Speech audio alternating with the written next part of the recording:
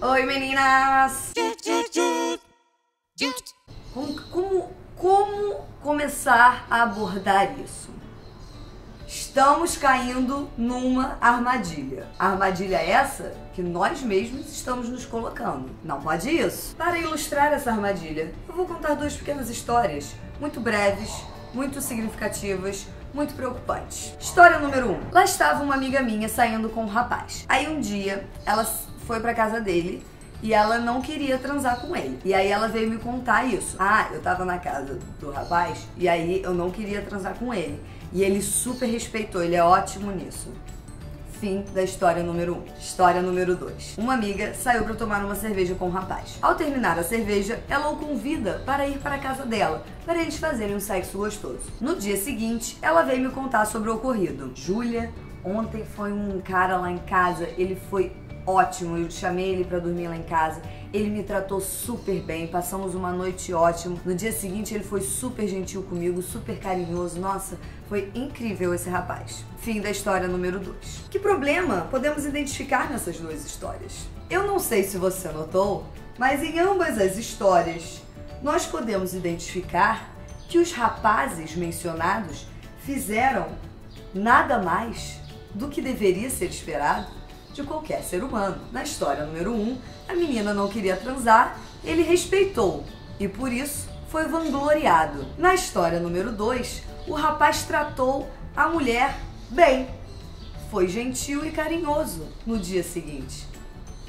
Também foi vangloriado por isso. Percebe a armadilha? As experiências têm sido tão ruins que quando o rapaz faz o mínimo que é esperado dele, que é respeitar a mulher quando ela não quer transar, ser legal com ela quando ele está transando com ela e ser gentil no dia seguinte e carinhoso, a gente logo pensa, nossa, que diferencial incrível esse rapaz tem. Note, não é um diferencial, é um pré-requisito. Tratar uma mulher bem e respeitá-la quando ela não quer transar não é um diferencial, não pode ser um diferencial.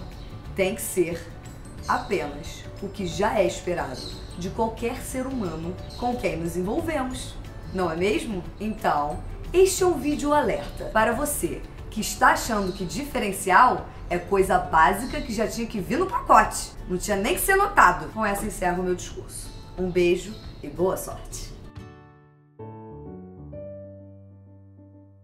Eu sei, você pode estar confusa, porque são muitos anos de doutrinação que a gente está quebrando aqui. Então, eu vou te dar alguns exemplos de diferenciais que realmente são diferenciais. Amiga, você não sabe. Fui ontem comer uma pizza com Rogerinho. Rogerinho gostava de pizza de elite. Isso é um super diferencial pra quem come pizza de elite, porque ninguém come pizza de elite. Quando você encontra uma pessoa que come pizza de elite, você tem que grudar nessa pessoa e nunca mais soltar. Cara, no caso, não gosta de pizza de elite. Mas ele tem outros diferenciais. Como, por exemplo, amiga, ontem saí com um cara que faz aula de salsa. Cara faz aula de salsa. Amiga, ontem saí com um cara que tem um olho de cada cor. Amiga, ontem saí com um cara que sabe arrotar o alfabeto inteiro. Amiga, ontem saí com um cara que usa um monóculo. Amiga, ontem saí com um cara que sabe todo o mapa astral dele. Amiga, ontem saí com um cara que só veste roupas brancas. Amiga, ontem saí com um cara que decorou as falas de Senhor dos Anéis. Amiga, ontem saí com um cara que era tão engraçado que eu fiz um pouquinho de xixi de tanto rir. Amiga, ontem saí com um cara que tem 36 irmãos.